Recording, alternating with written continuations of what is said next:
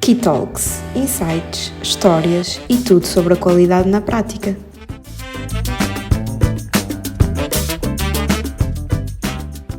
Bem-vindos ao Key Talk Podcast, o podcast da APQ criado para dar voz às ideias, às pessoas e aos temas que moldam o futuro da qualidade em Portugal e no mundo. Este é um espaço de reflexão, partilha, aprendizagem contínua para todos aqueles que acreditam que a qualidade é mais do que um padrão. É uma forma de pensar, evoluir, criar impacto. O episódio de hoje tem um título muito especial: Profissionais que fazem a diferença, mas sem palco. E hoje trazemos para o centro desta conversa um dos profissionais que justamente desempenham funções críticas nas organizações e cujo impacto menos ou pouco merece visibilidade. E merece muito mais visibilidade do que tem atualmente. E é com muito gosto então que recebemos o Ricardo Rodrigues, diretor dos serviços da ALADI, Associação Lavrense de Apoio ao Diminuído Intelectual. Ricardo, olha, muito bem-vindo. Eu atrevo-me a pedir-lhe, para começar, que se apresente, enfim, diga quem é, que percurso o trouxe até aqui e, ao mesmo tempo, que nos ajudasse a conhecer melhor a ALADI e o trabalho que desenvolve. Muito obrigado, professor, pelo convite também para estar aqui presente hoje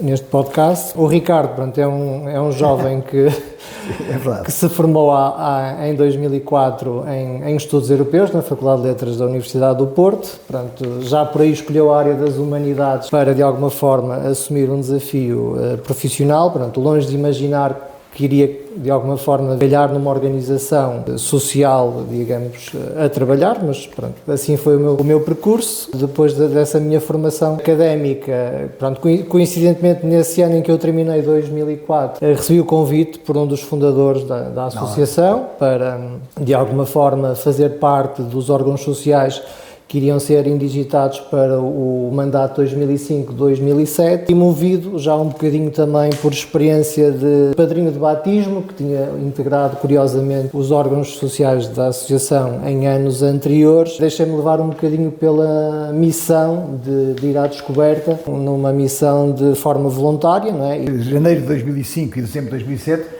foi vice-presidente da direção da Associação da ALADI em regime de voluntariado. Portanto, houve ali uma parte logo inicial, uma vocação para que esta coisa acontecesse. Sim, porque, ou seja, nós somos convidados a exercer estes cargos de dirigente associativo em regime de voluntariado, não há qualquer tipo de remuneração, há uma responsabilidade efetiva que é assumida. Pronto, em termos estatutários nós ficamos vinculados perante qualquer entidade pública a zelar pelos interesses da associação, por isso estamos a gerir uma casa com uma grande magnitude, utilizando um bocadinho o know-how que temos de gerir a nossa própria casa. Claro.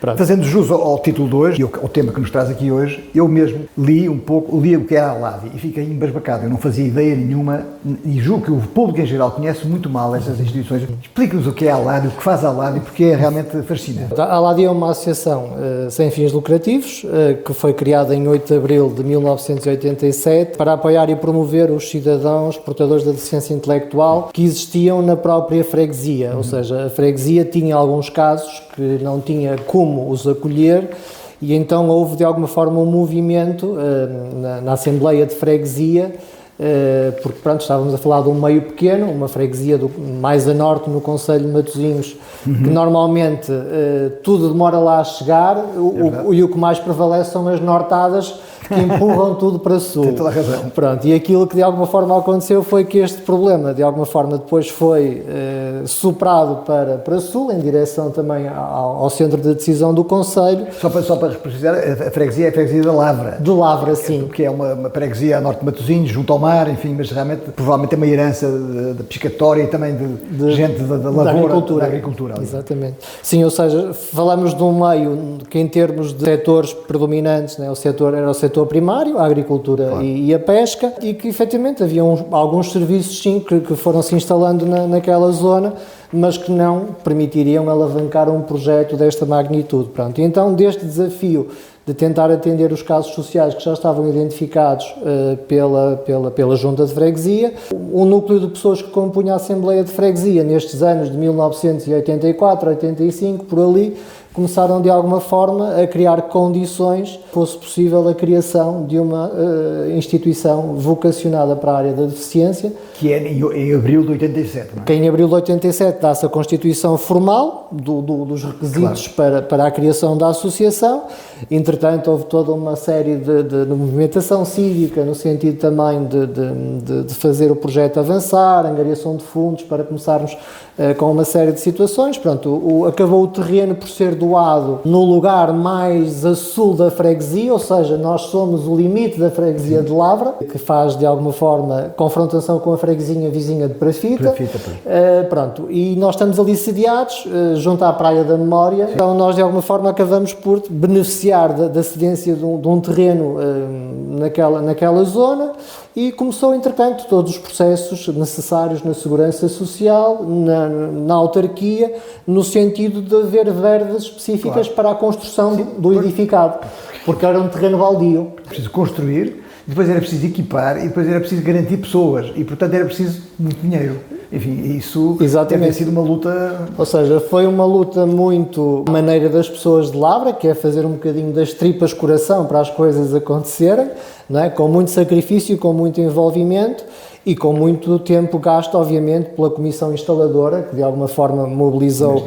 Isto é tudo voluntariado. É tudo voluntariado, as pessoas tinham a sua ocupação profissional e nos momentos combinados para fazer o projeto ao lado e acontecer, iriam tendo os seus encontros, ora em reuniões combinadas também no âmbito da Assembleia Freguesia, depois mais tarde já fora um bocadinho desse espectro, mas sempre no sentido de fazer, obviamente, o processo avançar, porque sabemos que normalmente um processo que é começado do zero, porque não é uma réplica de qualquer outro processo que já pudesse ter surgido em associação com uma CERSI ou com uma APPA-CDE, ou seja, foi tudo criado de raiz, tendo um bocadinho por experiência de um dos fundadores que também estava à frente de um centro de reabilitação para pessoas com deficiência, para o professor Júlio Oliveira, que estava ligado a um centro e teria ele, pronto, o know-how, de alguma forma, técnico, que poderia ajudar a comissão instaladora a fazer efetivamente... Ricardo, deixa-me só interrompê-lo, porque há coisas que me impressionaram, é que desde o princípio, julgo eu, que havia duas vocações. Uma era ocupar pessoas, portanto, o centro com atividades ocupacionais, como vocês dizem, e o outro eram residentes, portanto, residência para pessoas. E desde o princípio, não é? Duas atividades bem complementares, mas exigentes, não é? Sim, isto desde o início houve sempre já esta previsão de se conseguir um serviço 24 horas, ou seja, o centro de dia, ou centro de atividades, tem um horário mais ou menos preconizado entre as 9 e as 17 e garante uma série de ateliês ocupacionais, e depois temos, digamos, a complementariedade das 17 até ao outro dia às 9, em que obviamente tem os serviços de alojamento e de acompanhamento que são garantidos e que desde a gênese tiveram logo nos primeiros acordos com a Segurança Social essa configuração, porque pronto, temos sempre que prever que há casos em que a própria retaguarda familiar já não é suficiente para cuidar, e então a instituição desde cedo preparou as instalações para efetivamente poder desenvolver em simultâneo os dois serviços. Mas estamos a falar de um número que eu julgo que ainda é atual, não sei, que tem neste momento qualquer coisa como 90 utentes, os quais 54, portanto mais de 50% estão lá a viver, não é? Sim. Ora, isto precisa de muita gente,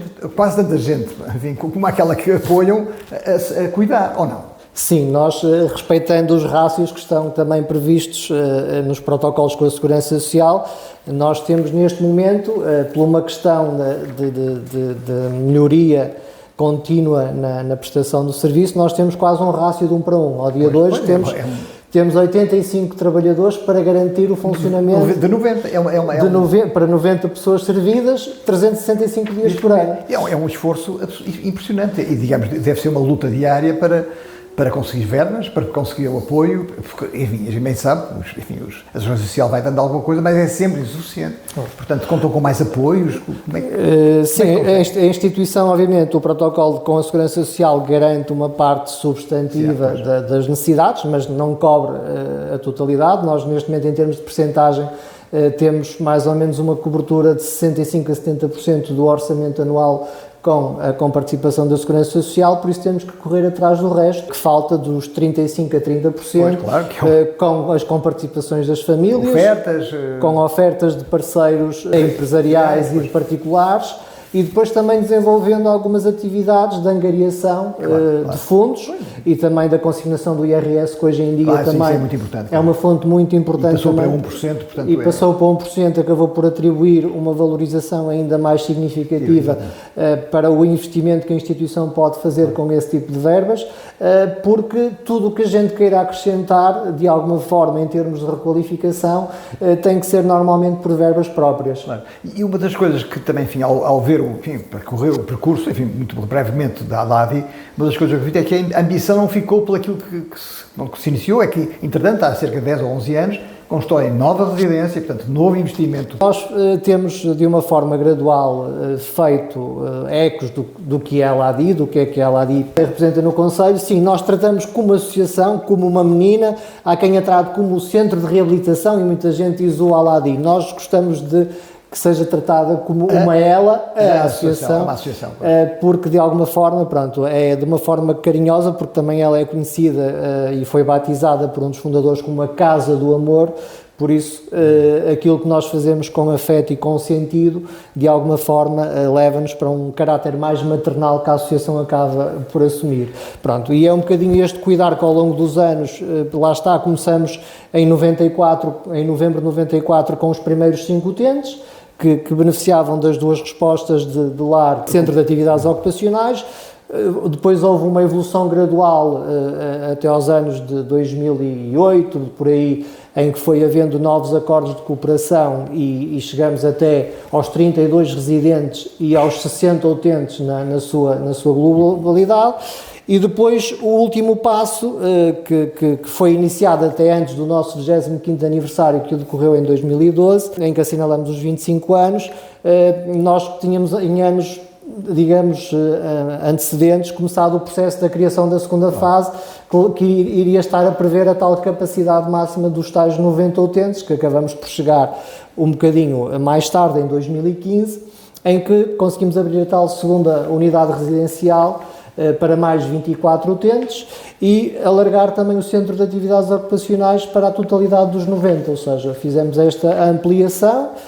E agora estão a pensar em nova. E agora já temos uma nova aprovada em termos autárquicos, em termos de licença de construção, já temos o processo pronto para um aumento agora para mais 30 residentes, ou seja, passaremos de 54 residentes para 84, e passaremos em termos de centro de atividades dos atuais 90 para 150, ou seja, quase, enfim, um aumento significativo. É um aumento significativo da nossa capacidade. Ricardo, eu acho que, enfim, acho que perdemos aqui, não é perder, temos aqui algum tempo para explicar a Aladi, eu costumava dizer, que é realmente uma associação extraordinária, que há pessoas e há instituições que não têm palco, e esta eu acho que é uma das que merece mesmo palco.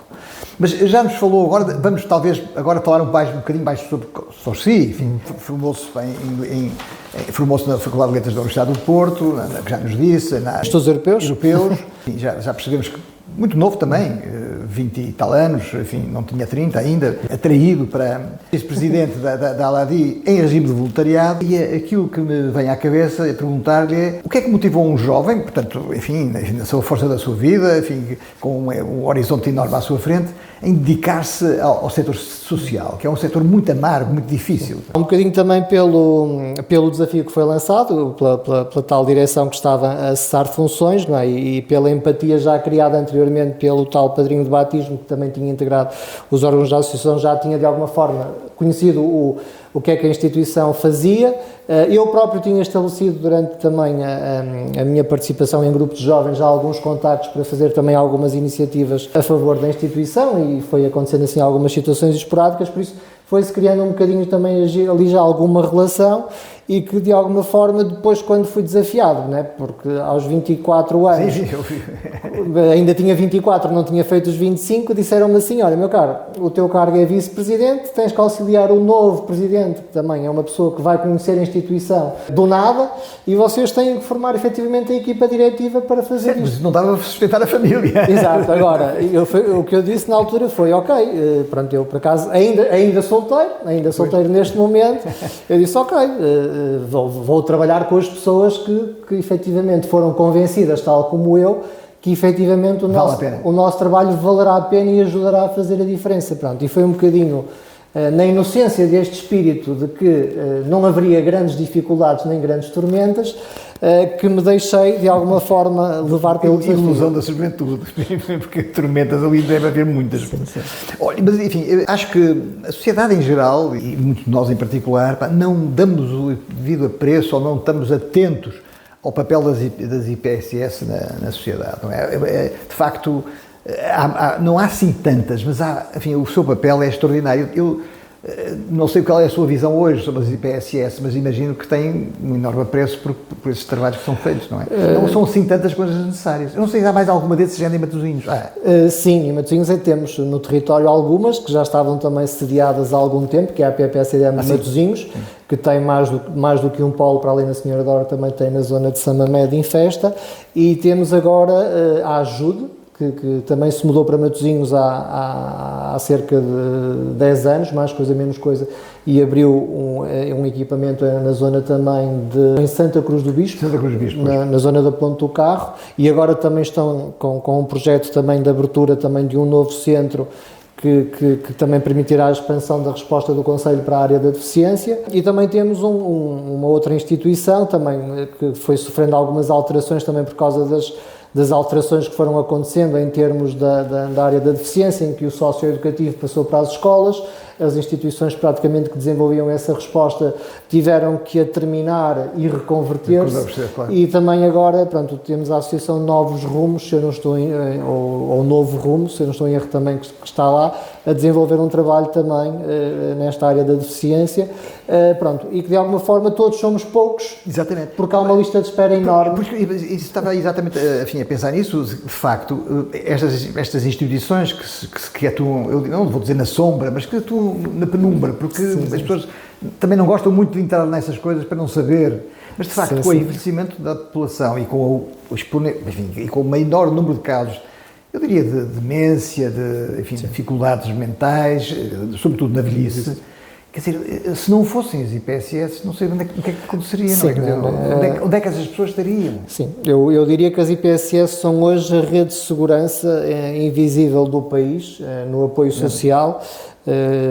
Pronto, e se não somos nós no território, perto das comunidades, a fazer o papel do Estado e de outras entidades privadas que não conseguem muitas das vezes assumir um papel semelhante e até nem sabem como atuar porque efetivamente os encargos que são necessários para colocar uma máquina destas a funcionar obriga a muita engenharia financeira e algum know-how que é preciso instalar também para depois se seguir toda aqui uma tramitação dos apoios sociais para os quais os utentes e as famílias poderão ser beneficiários, mesmo estando de alguma forma depois abrangidos pelo nosso chapéu, mas obviamente também temos que orientar muitas das vezes as famílias para saberem alguns dos direitos que elas têm. Pois, Ricardo, imagino que quem é responsável, para dormir tranquilo, a gerir uma casa destas, deve ter também alguma dificuldade na formação dos seus próprios quadros, quer dizer, não é qualquer um que trata de pessoas dessas condições e que os ajuda. Sim. Como é que recruta? Como é que depois treina? São pessoas já com muito treino? Faz internamente? Como é que consegue preparar as pessoas para tratarem esses Ou seja, o histórico do pessoal da Aladi passa muito pela formação interna, ou seja, as pessoas normalmente têm uma formação profissional de outras áreas. E quando chegam à instituição, somos nós, com as equipas internas, e que vamos de alguma forma moldando o percurso profissional. Fazemos mesmo um processo de reconversão profissional de cada trabalhador, para que de alguma forma ele saiba o papel que vai ter, digamos assim, na relação com o nosso utente, com aquela pessoa que ele vai servir em diferentes tipos de necessidades. E eu recordo que estamos a falar de um corpo de funcionários, chamamos assim, que é quase igual aos utentes. Estamos quase a falar de 90 ou de 80, estamos a falar de 85, coisa que vai, não é? Sim, temos digamos uma grande... Dia e noite. Dia e noite, sim. Digamos, a percentagem maior, obviamente, são desses colegas que são cuidadores diretos dos utentes, seja no centro de atividades, seja também na questão do lar residencial. Pronto, o grande número de colegas ocupa essencialmente essas profissões do ajudante de ação direta, que são os cuidadores que de alguma forma se responsabilizam mais dentro da nossa gama de profissionais pelo cuidado aos utentes e que de alguma forma tentam garantir todas as medidas de conforto e de necessidades. Alimentação, a higiene, as questões de saúde que convém sempre acompanhar e também a segurança, porque aquilo que de alguma forma nós também garantimos às famílias é que enquanto eles estão connosco, estão sob um papel de segurança que lhes dá algum descanso, digamos para levarem a sua vida. É um trabalho extraordinário, eu acho um trabalho extraordinário. E já agora, às vezes, eu já peço ao Ricardo que me ajude a pensar assim, o que é que seria da vida dessas pessoas, ou melhor, das vidas das famílias e dessas pessoas, se não existisse ela ali, quer dizer, como era? O que é que aconteceria? Onde é que elas estariam? Em casa? Sim, ou seja, muitas das vezes aquilo que acontece... Veja isto pelo outro lado, se não houvesse lá... como se costuma dizer, colocamos nos sapatos do outro que procura uma resposta. E efetivamente há uma alteração das pessoas que têm uma resposta ou não têm uma resposta para o seu familiar. E obviamente aqueles que têm muitas das vezes de abdicar, de ter a sua própria atividade profissional porque têm que ficar em casa a cuidar, porque efetivamente não arranjam na comunidade uma solução, efetivamente ficam privados mesmo, digamos, até numa situação quase de isolamento social, porque aquilo passa a ser uma condicionante para toda a família. Não pode ir para lado nenhum porque não tem com quem deixar aquela pessoa que precisa de um apoio. Ricardo, outro problema que deve ser o seu dia-a-dia é o critério de admissão. Quer dizer, deve haver muito mais gente a querer entrar do que aquelas que pode receber. Sim. Como é que seleciona? Qual é o critério? Os critérios são depois um bocadinho sempre baseados essencialmente exatamente nesses critérios da fragilidade da retaguarda familiar. E muitas das vezes também da carência económica, porque normalmente andam lado a lado, mas essencialmente da retaguarda familiar. E um utente cuja retaguarda familiar seja incapaz ou que efetivamente esteja no limite das suas forças, normalmente tem um critério de priorização face a outros que não estejam exatamente nas mesmas condições. Sim, mas assim deve ser difícil. E mesmo assim, muitas das vezes, quando temos que fazer hierarquização de candidatos para a admissão... Podemos admitir quem é que escolhemos? Pois, é sempre muito difícil, porque nós temos uma lista de candidatos com 200 nomes, mas efetivamente temos que seriar 5, o top 5 para ir ao relatório de avaliação e temos que escolher aquele que esteja numa situação de maior emergência social, digamos assim, para nós podermos atender. Isto requer uma gestão, digamos, um esforço de gestão muito grande, quer dizer, não é só a operação, tratar das pessoas, fazer as limpezas, é também a gestão disso tudo. Isso para si é o seu dia-a-dia, com certeza, não é? Aquilo que ocupa o seu dia certamente é dirimir todos esses pequenos conflitos internos, todos os conflitos, digamos assim, de seleção, etc, etc. Fala-nos um pouco do seu dia-a-dia, só uma breve ideia, porque as pessoas julgam que se não for uma fábrica ou uma transformadora, um produto, que as pessoas não estão a fazer nada, não é bem assim, não é bem assim, não é nada assim. Sim, os desafios de alguma forma são muitos, não é? E eu poderia dizer que, portanto, a gestão do cansaço emocional e físico das equipas, a renovação da sua motivação Deixe-me só parar aqui um pouco, disse a palavra que realmente isto provoca, ou a pessoa fica insensível, no extremo, ou fica de tal maneira, enfim, marcada que pode ser difícil para a sua própria gestão da sua sanidade mental. O processo mais comum, e utilizando até um termo que é muito corrente, que é primeiro estranha-se, depois entranha-se. Não fazendo este processo, efetivamente, não é fácil lidar com esta realidade. E nós fazemos um bocadinho este teste, né, de robustez dos nossos trabalhadores. Né, psicologicamente é preciso estar muito sólido. Durante o seu período experimental, porque é preciso perceber se efetivamente a pessoa tem a capacidade física, mental, para lidar com aquilo que são os seus desafios diários. E a nós, enquanto coordenadores de diversas equipas, das mais várias disciplinares, aquilo que temos de alguma forma garantir é que efetivamente o empenho de um dia para o outro, por mais difícil que tenha sido o dia anterior, tem uma linha de continuidade que ajuda a estabilizar, obviamente, o serviço que nós queremos dar aos nossos utentes, porque efetivamente falamos de utentes que em termos do seu comportamento pode haver dias em que há alguma imprevisibilidade, não é? E que é preciso saber lidar com estas crises, que são do foro de saúde do utente, e de alguma forma tem que haver, aqui uma grande liderança, capacidade de liderança, de liderar, não é? Essas pessoas, de resiliência dessas próprias pessoas que tenham que criar, e nós durante a Covid foi um teste de fogo para todos nós, gerir em confinamento as Toda equipas. Não havia visitas. Não havia visitas, as equipas tiveram que residir durante 7 dias na instituição e depois eram substituídas.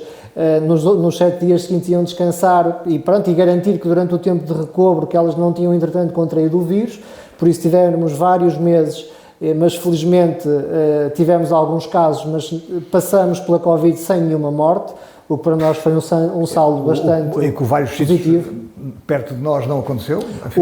Exatamente, o que em alguns sítios isso foi mais evidente a taxa de mortalidade do que, digamos, a taxa de sobrevivência a quem teve que lidar com o vírus. Nós, felizmente, conseguimos cuidar, né, com muita orientação, com muita responsabilidade, com o trabalho em rede feito pelo município, pelas entidades de saúde. Podiam ser contaminados os doentes e os cuidadores. E os cuidadores, sim, porque, efetivamente, por mais cuidados que nós seguíssemos das medidas de proteção, de tudo e mais alguma coisa, com as desinfecções, nós percebemos como é que isto, tratou-se efetivamente isto de uma categoria de pandemia, porque efetivamente todos os cuidados que fossem tomados e mais alguns, as cadeias de contagem nem sempre podiam ser interrompidas. Claro. Pronto, e obviamente foi uma prova de fogo, e nós tentamos que a preservação da excelência nos cuidados e do afeto ao utente, de alguma forma, predominasse mesmo nestes contextos adversos. Pois.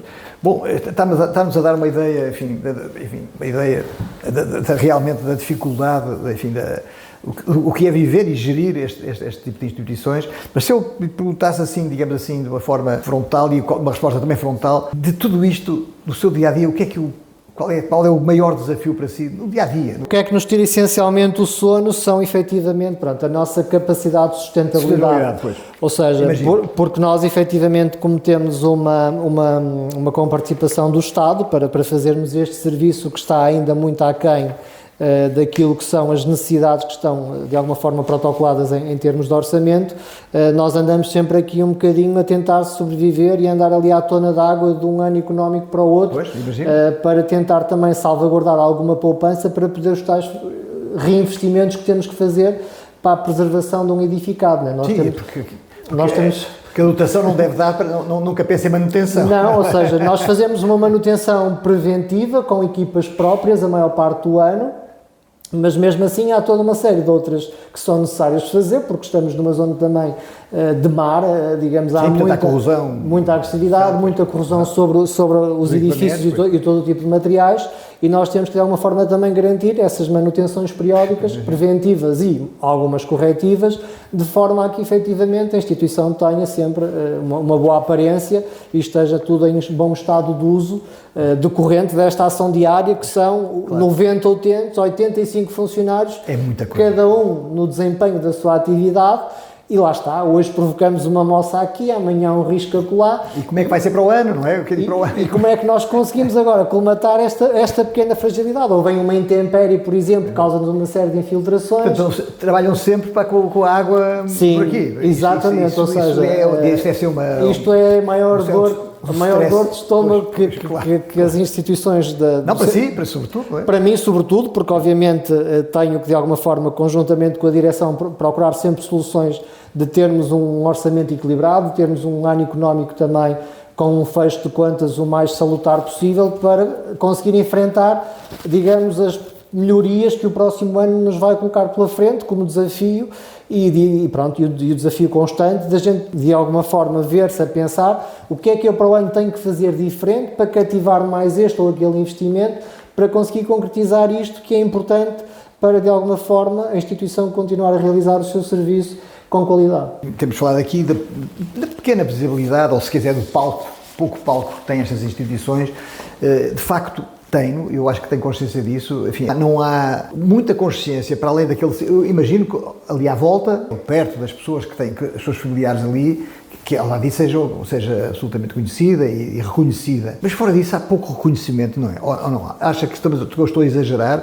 Ou de facto sente pouco reconhecimento da sociedade para este tipo de instituições? Sim, eu acho que nesse tópico do reconhecimento, a relevância maior vem efetivamente por parte das famílias, claro, da comunidade local. Essas não se esquecem. Essas não se esquecem porque são beneficiários diretos daquilo que é nosso serviço do dia-a-dia, mas depois a nível macro, a nível institucional, nós sabemos que há muitas palavras de apreço que se dizem em ocasiões muito propícias de aparecer, mas depois lá está, o setor social ainda não é completamente entendido pelos decisores de hoje como parceiro estratégico para o desenvolvimento sustentável do próprio tecido da comunidade onde ele está. Curiosamente, deixe-me só dizer, a Aladi tem a sua origem numa junta de freguesia. Exatamente. O que é uma coisa muitíssimo interessante, quer dizer, é exatamente esse grupo de pessoas responsáveis e que sentem a sua gente que lançaram uma coisa que hoje é o que é. É o que é, sim, mas efetivamente depois o acompanhamento da política, se calhar isto também depois, lá está, há determinados dossiês que em termos de decisão não deviam ter tanta centralidade, deviam ser devia haver mais estes atores locais, como a junta de freguesia, claro, a autarquia, que estão no território, têm maior proximidade, serão os melhores identificadores das necessidades da instituição e não coisas que são decididas a nível distrital ou mesmo nacional. Pronto, e isto afasta as pessoas da realidade, pedem-nos números com muita assiduidade, qual é a previsão da vossa lista de candidatos para os próximos anos? E nós gostávamos muito de que a nossa lista diminuísse. Mas pronto, vou partilhar isto aqui em direto, né? Nós hoje ontem tivemos infelizmente o falecimento do Montendo, que estava connosco há 30 anos, por isso ele estava connosco há 30 anos, por isso qualquer um que esteja em fila de espera, só agora é que poderá eventualmente ser convocado para uma vaga que ela acabou por abrir, pronto, ou seja, esta longevidade que nós conseguimos de alguma forma... Volta-se contra si, volta-se contra nós na tal criação de resposta, por isso é que nós temos estes projetos de contínua ampliação e aumento da capacidade de resposta e tentamos que, obviamente, a Segurança Social, que é quem toma depois estas decisões a nível de protocolo, a nível de investimento social, que de alguma forma direcione os programas de apoio comunitários ou nacionais para estas necessidades, porque efetivamente o facto destas decisões estarem a ser tomadas em, digamos, estruturas muito afastadas do terreno, cria aqui efetivamente um impacto muito significativo. Portanto, o princípio da subsidiariedade aqui é total. Eu agradeço-lhe imenso este esclarecimento, porque de facto é extremamente meritório e, digamos assim, eu diria que são os heróis, toda esta gente, e em princípio, em particular os seus responsáveis, são verdadeiros heróis da nossa sociedade, pouco acarinhados talvez, porque, enfim, quando eles são conhecidos, as pessoas ficam extremamente gratas, mas o problema é que o resto das pessoas ignora completamente esse tipo de coisas e o problema da demência, o problema do envelhecimento, enfim, é um problema que se vai pôr a todos e de facto não haver soluções é dramático, não é? Sim. E portanto vocês dão uma solução, são uma saída razoável para aquilo que é o fim de vida, que não estou a trabalhar seria terrível. Sim. E portanto eu, enfim, só posso dar os parabéns e digamos, incentivá-lo a que esse trabalho se continue e que não perca a coragem e a força. Verifiquei o currículo, digamos assim, que aqui há uns anos atrás, tiveram o trabalho e fizeram o esforço de serem certificados pela EQUAS, não é? Sim, sim. Na Level Assurance. Depois isso, por qualquer razão, caiu. Em 2019 caiu a certificação, mas estão a pensar voltar. Estão a dar passos para voltar, ou vale a pena? Sim, nós demos este passo lá atrás porque efetivamente fazia parte do compromisso da associação, digamos, na sua reestruturação e do seu plano de crescimento, que efetivamente a utilização de medidas de verificação da qualidade dos serviços era um fator importante até para, de alguma forma, em algumas estruturas, convencer o mecenato da credibilidade do trabalho que é feito. E nós sabemos que uma ISO, uma EQUAS, os manuais de referência da Segurança Social para a qualidade, efetivamente seriam, que seriam as nossas bases estruturantes de apoio, e nós criamos, de alguma forma, o nosso sistema de gestão da qualidade teve por influência a ISO 9001 e os referenciais da Segurança Social, e depois respeitando os critérios do EQUAS que estavam, de alguma forma... Valia a pena avançar para o EQUAS. Em vigor naquele momento, e nós optamos pelo EQUAS por também ser uma norma também que já catapultava a instituição para outros voos em termos de alcance, porque obviamente nós queremos ser reconhecidos localmente, a nível nacional, mas também internacional. É este um bocadinho também os motivos do crescimento da instituição, é que possamos ser de alguma forma uma instituição de referência, e para sermos uma instituição de referência, lá está, nós temos que ter de alguma forma bases, digamos assim, em que poderemos justificar, avaliar, fazer uma melhoria contínua do serviço que prestamos e ter essas evidências publicadas, não só nos nossos relatórios anuais, mas também mensuráveis por quem de alguma forma conhece, de alguma forma, o serviço social a nível europeu. Ricardo, sem dúvida nenhuma, que me parece que ter uma certificação dessa, ostentarmos a certificação dessa, é um sinal de credibilidade e de seriedade até do próprio... E internamente acha que refletiu também, ou, por exemplo, sei que queria bastante esforço, documentação, registros, etc, mas internamente acha que houve um passo significativo de melhoria quando isso se pôs em prática?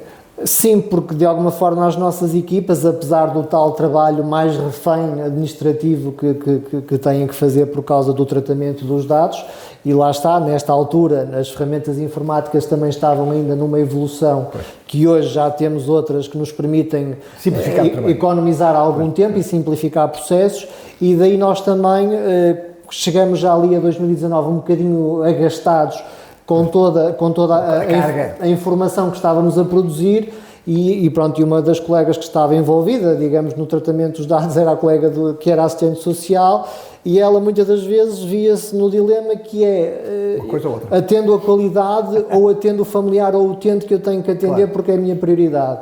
E eu dizia sempre, primeiro o utente, e depois vamos à qualidade. A qualidade, se tiver que ser adiada, a qualidade é adiada.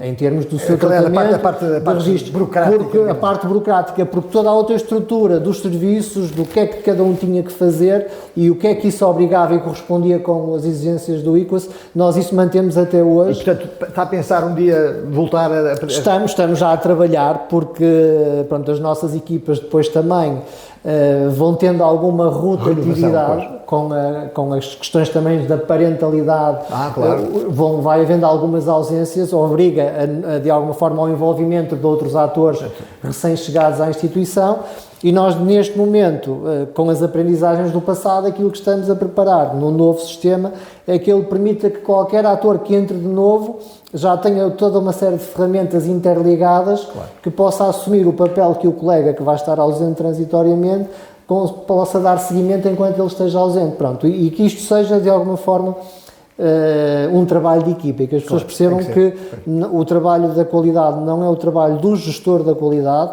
não é o trabalho do diretor de serviço nem da diretora técnica, é um trabalho que é de todos e que todos temos um papel para alimentar o sistema. No fundo, o sistema só existe quando se instalou realmente uma cultura de qualidade, julgo eu. Enfim, e quando aquilo que se faz para registar, para verificar, faz parte do nosso trabalho do dia-a-dia e não é uma sobrecarga. Ricardo, olha, eu acho que já chegamos praticamente ao fim do nosso dia, do nosso tempo, mas eu gostaria de deixar-lhe pelo menos a possibilidade para lhe dizer se gostaria de dar alguma mensagem, dizer alguma coisa sobre as IPSS, a sua em particular, se nos quer deixar alguma mensagem antes de fecharmos aqui a nossa conversa tão interessante e tão agradável. Efetivamente, deixar aqui uma nota que efetivamente as IPSS são o garante da justiça social, são uma espinha dorsal do nosso Estado Social, e se nós um dia parássemos, entraríamos aqui numa espécie de apagão institucional. E o que é que isto representaria se nós um dia experimentássemos fazer isto? Oxalá nunca seja necessário. Por isso, apoiar uma IPSS como a LADI, não é apenas um ato de bondade, é um investimento no futuro igualitário que todos procuramos para nós e para os concidadãos que precisam num momento de maior vulnerabilidade, e acho que efetivamente a valorização das IPSS devia constar da agenda política com outra assiduidade, com maior permanência, não olhar sempre nós como o parente pobre da sociedade, porque o facto de estarmos um bocadinho invisíveis, mas estamos lá, não somos mero depósitos de pessoas vulneráveis, lutamos para que haja uma consciencialização da nossa importância e que as organizações sejam vistas como centros de competência, de inovação social e de direitos humanos, e acima de tudo que o nosso financiamento também seja digno, para que possamos focarmos a 100% nas pessoas e 0% na ansiedade de sobreviver à justa para pagar as contas ao fim do mês.